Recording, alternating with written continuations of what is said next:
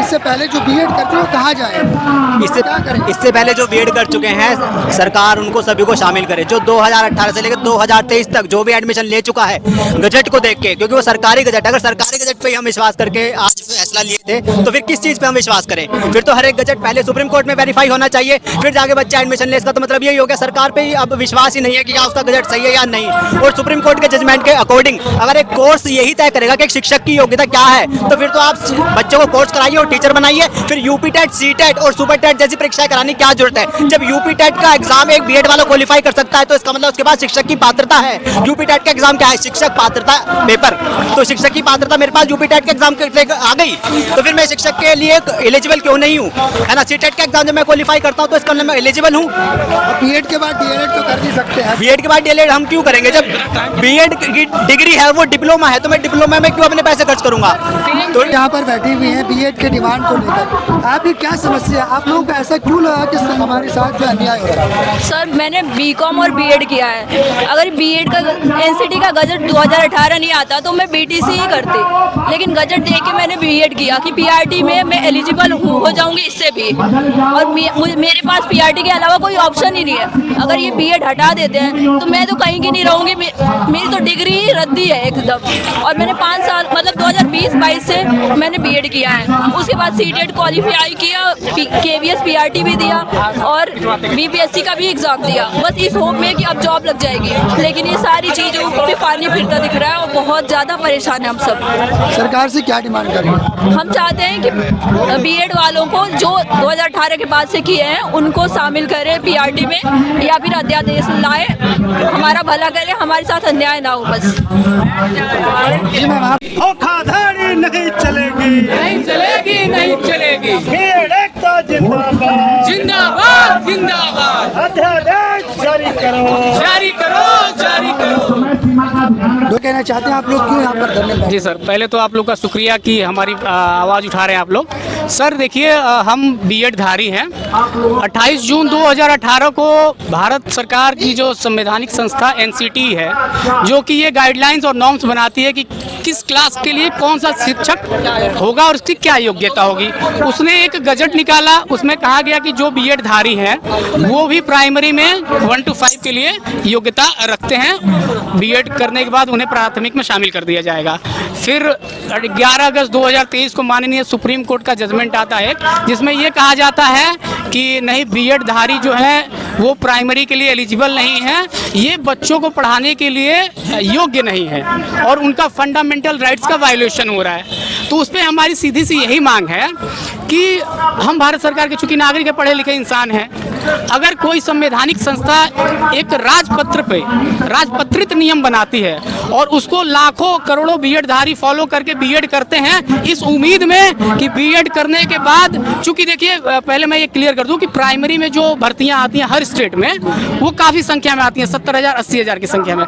बाकी क्लासेस की जो होती हैं 200 400 500 1000 2000 इन्हीं में आती हैं। तो बीएड जिन्होंने 2018 के बाद से किया, आप आंकड़े उठा के देख लीजिएगा, उसके पहले सीटें नहीं भरती थी और गजट के बाद से काफ़ी संख्या में बढ़ोतरी हो गई। करोड़ों बीएड धारियों ने बीएड किया, इसी उम्मीद में किया कि वो प्राइमरी में शिक्षक बनने के योग्य हो जाएंगे और जो आगे हैं उनमें भी अवसर उन्हें मिलेगा। लेकिन अब सुप्रीम कोर्ट का जजमेंट आया जिसमें कहा गया कि आप प्राइमरी में शिक्षक नहीं बनेंगे। तो ये बताइए, राजपत्रित नियम की बात को मान के अगर हमने बीएड किया, लाखों करोड़ों बच्चों ने बीएड किया, अपना पैसा, समय, हर चीज इन्वेस्ट किया और आज वो इस चौराहे पर आके खड़ा हैं, तो क्या गलती है उनकी? ये सजा हमें क्यों मिल रही है? या तो आप न्याय बनाने वाली संस्था से पहले ही सारी चीजें क्लियर कर लें और नहीं तो फिर हमें हमारा न्याय दें। हम बस यही चाहते हैं कि अगर हमने भारत सरकार का नियम और गाइडलाइंस देके बीएड किया है तो हमें इसकी सजा नहीं मिलनी चाहिए। हमें चलिए हम ये भी मानते हैं कि अब से बीएड को आप मौका नहीं देंगे, इस बात को भी हम माननीय सुप्रीम कोर्ट है, हम उनकी बात बातों का सम्मान करते हैं, उनके जो निर्णय उनका सम्मान करते हैं। लेकिन 11 अगस्त 2023 के पहले जो भी बीएड कर चुके हैं, जो हमारे शिक्षक बंधु हैं और जिन्होंने नामांकन ले रखा है इस वजह से कि हम प्राथमिक में शामिल हो सकते हैं, उनके साथ न्याय किया जाए। उन्हें बीएड में प्राथमिक में शामिल होने के लिए कोई भी नियम बनाए, चाहे तो सरकार अध्यादेश लाए या एनसीटी नई गाइडलाइंस लाए। और चूंकि यहाँ हमारे सारे प्रदेश के साथी हैं, बिहार और मध्य प्रदेश, राजस्थान से लेके, चूंकि शिक्षा कंकरेंट लिस्ट समवर्ती सूची का विषय है, तो हम ये चाह रहे हैं कि राज्य सरकारें भी पहल करें और इनके साथ न्याय किया जाए और इन्हें इनका जो अधिकार है वो दिया जाए। जो बीएड है उसमें तो आप हाई क्लास को पढ़ा सकते हैं और लोअर क्लास को पढ़ा सकते हैं, प्राइमरी क्लास को पढ़ा सकते हैं। आप लोग क्या समस्या, शिक्षा से पढ़ा लीजिए। बिल्कुल, जो आपने कहा बिल्कुल बात सही कह रहे हैं आप। देखिए, पहली बात तो जो डीएलएड या बीटीसी वाले लोग हैं, उन्होंने एक बात को बहुत ही बखूबी तरीके से गुमराह किया है कोर्ट में। उनका कहना है कि वो सिर्फ 1 to 5 के लिए ही एलिजिबल उसी में रहते हैं, जबकि ये बात तथ्यात्मक रूप से पूर्णतः गलत है। आप अभी बिहार की वैकेंसी आने वाली है, उसमें जाके पढ़िए, डीएलएड वाले 6 to 8 में भी अलाउ है। यूपी में भर्ती आई थी 3-4 साल पहले, उसमें भी अलाउ, हरियाणा में, एमपी में, हर जगह अलाउ है सर। और ये बात अगर वो माननीय सुप्रीम कोर्ट में कह रहे हैं तो इन पे कार्रवाई होनी चाहिए। ये कोर्ट को गुमराह कर रहे हैं। और जहाँ तक बात हमारी है सर 1 to 12 की, अब मैं आपको एक एक चीज़ें क्लियर कर दूँ। बीएड वाले एलिजिबल हैं, बिल्कुल आपकी बात सही है। 6 to 8 में एलिजिबल है। 9th 10th में क्या होता है सर, टीजीटी होती है, उसमें सब्जेक्ट कॉम्बिनेशन चाहिए होता है। जैसे हम है, हमारा सब्जेक्ट कॉम्बिनेशन नहीं है। लगभग यूपी में ही ऐसे 3 लाख लड़के लड़कियां हैं जिनका सब्जेक्ट कॉम्बिनेशन नहीं, मतलब वो 9th 10th के लिए एलिजिबल नहीं है। बात आ रही है 11th 12th।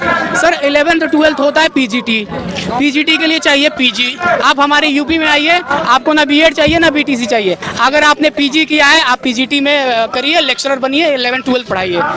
हमारा सब्जेक्ट कॉम्बिनेशन नहीं है, हम 9th 10th से गए, हमने पीजी नहीं किया, हम 11th 12th से गए। आज सरकार कह रही है कि आप प्राइमरी से गए। और सर 6 to 8 की सच्चाई मैं आपको बताऊं, सालों साल से वैकेंसियां नहीं आ रही हैं और यही हमारे डीएलएड के साथी हैं जो प्रमोट होकर 6 to 8 में जाते हैं और भर्तियां नहीं निकल पाती हैं। हम कहाँ जाएं सर, आप बताइए, हम 6 to 8 में भर्तियां कहाँ हैं? कि हम सरकार से क्या डिमांड कर रहे हैं? सरकार से यही डिमांड है कि आपने जो अपने राजपत्र में नियम बनाए हैं, अगर सुप्रीम कोर्ट कहती है कि ठीक है ये नियम संवैधानिक नहीं है, आप उसका कोई ना कोई समाधान निकालें। चूंकि हमने आपका नियम माना है, आपकी बातों पे भरोसा किया है, तो हम तो गुनहगार हुए नहीं। सरकार या तो अध्यादेश लाकर इस नियम को पलटे, या सरकार एनसीटी से कह के नया गाइडलाइन लाए और जैसे 11 अगस्त के पहले बीएड वाले एलिजिबल थे वो करे, या चूंकि शिक्षा कंकरेंट लिस्ट में है तो राज्य सरकारें भी पहल करें। अन्यथा सर जैसा कि संवैधानिक संस्था द्वारा बनाते हुए नियम को हम फॉलो करके हमें गुनहगार साबित किया जा रहा है,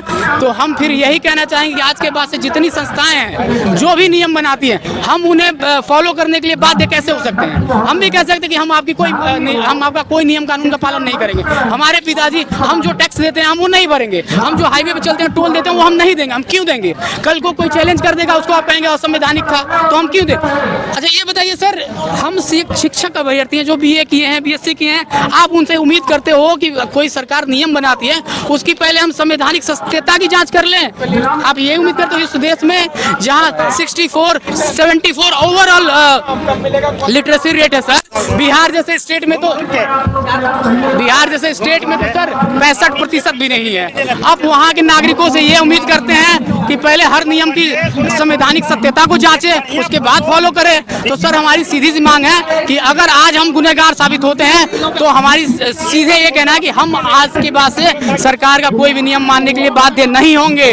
और हम 2 से 2.5 करोड़ बीएड धारी हैं सर, हमारे परिवार में अगर 4-5 लोगों को भी औसतन लिया जाए तो 10 से 12 करोड़ वोट होंगे और ये वोट की चोट हम आने वाले चुनाव में करेंगे। चूंकि यही सरकार थी जिसने 2018 में नियम बनाए हैं और आज उसके कानों पे जू नहीं रेंग रही है सर, एक शब्द उसके मुंह से नहीं निकल रहा है, चाहे एनसीटी हो चाहे शिक्षा मंत्रालय हो कि हाँ हम आपके साथ खड़े हैं। नहीं, तमाम हमारे साथियों ने आत्महत्या कर ली है, कितने मेंटल ट्रॉमा से गुजर रहे हैं, डिप्रेशन हो गए हैं। हमारे पास मैसेज आते हैं सर अब कोई रास्ता नहीं बचा, हम बर्बाद हो गए। 68,500 की भर्ती आई थी 2018 में, जिसमें सिर्फ बीटीसी बीटीसी वाले डीएलएड वाले अलाउ थे। सर 25,000 सीटें खाली रह गई थी, पता है क्यों? जो मिनिमम कट ऑफ मार्क्स होते हैं वो ये पार नहीं कर पाए, और इलाहाबाद हाईकोर्ट चले गए कि सर कट ऑफ मार्क्स नीचे कीजिए, हमें एलिजिबल कीजिए। और 2018 के बाद से सिर्फ अगले साल फिर से भर्ती आती है गजट आने के बाद 69,000 की, उसमें बीएड बीटीसी दोनों अलाउ होता है। सर मिनिमम कट ऑफ तो छोड़िए, आप सोचिए कितना गया होगा, 70% से ऊपर कट ऑफ गया था।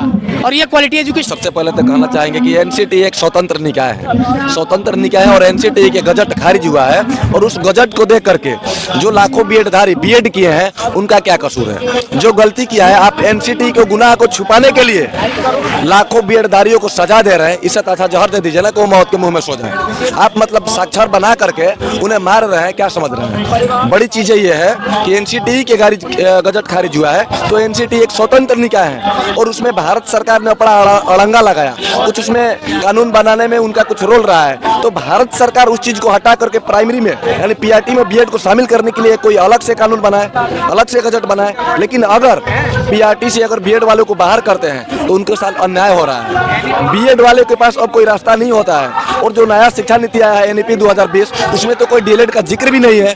तो सर कहना चाहेंगे कि यदि आप पीआरटी से बीएड को बाहर किए हैं तो किस आधार पर किए हैं? जो बीटीसी वाले कहते हैं कि केवल हम प्राइमरी में जाते हैं, तो क्या वो जज साहब ये आदेश दिए हैं क्या कि उनके अलावा कोई और वो फॉर्म फिल नहीं कर सकते हैं? 6 to 8 में भी हो जाते हैं, और साथ ही साथ प्रमोशन से उससे भी ऊपर जाते हैं। तो ये घोर अन्याय है हम बीएड धारियों के साथ, और ये सर हम लोग सहन नहीं करेंगे। यदि इस पर सरकार उचित पालन नहीं करती है तो फिर 2000 जो अभी आगे का इलेक्शन है ना 2024 में, वो भूल जाए। उनके लिए हम लोग भी उसी प्रकार से करेंगे जैसे एनसीटी का गजट खारिज हो गया है, हमारा भी वोट खारिज हो जाएगा उनके ऊपर। देखिए आप लोग टीचर्स हैं सारे, आप लोग यहाँ पर बैठे हुए धरने पे, क्यों जरूरत पड़ गई आप लोगों को ऐसे करने की? ऐसा क्यों नियम बनाया गया है? हमारी क्या गलती है?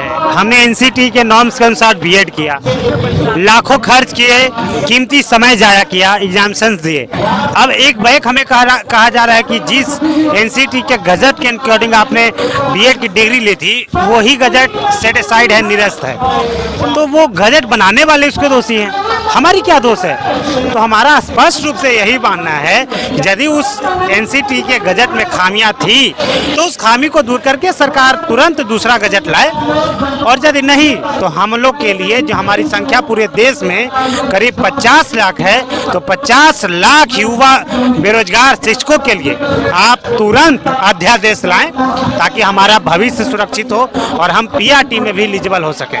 बताइए आप यहाँ पर धरने में बैठे हैं, आपकी क्या समस्या लेकर आए हैं आप लोग कि बार बार परेशान होना पड़ रहा है आप लोगों को? आपने बीएड किया है, और जितने भी बीएड धारी हैं आपने बीएड किया 2018 से, उनकी जॉब नहीं लग सकती विदाउट सीटेट। हाँ जी, क्या कहना है आपको? मुझे यही कहना है कि हमने एनसीटी के गैजेट को देख के बीएड किया, वरना हम लोग बीटीसी कर लेते, और अब हमने बीएड कर लिया तो सुप्रीम कोर्ट अब हमें इनवैलिड कर रहा है कि हम एलिजिबल नहीं है। तो गलती तो एनसीटी की है, उसकी सजा हमें क्यों दी जा रही है? हमने तो राजपत्र को देख के, अगर हम राजपत्र पर विश्वास नहीं करेंगे तो किस पे करेंगे? देख रहे हैं आप यहाँ पर बहुत ज़्यादा यहाँ बनाया जा रहा है, देख सकते हैं आप यहाँ किस तरह से बीएड वाले जितने भी किए हुए हैं उनकी अपनी डिमांड है, क्या डिमांड मांग कर रहे हैं, प्रदर्शन कर रहे हैं। यहाँ पर बहुत भारी मात्रा में बीएड के छात्र आए हुए हैं यहाँ पर एक साथ बैठे हुए।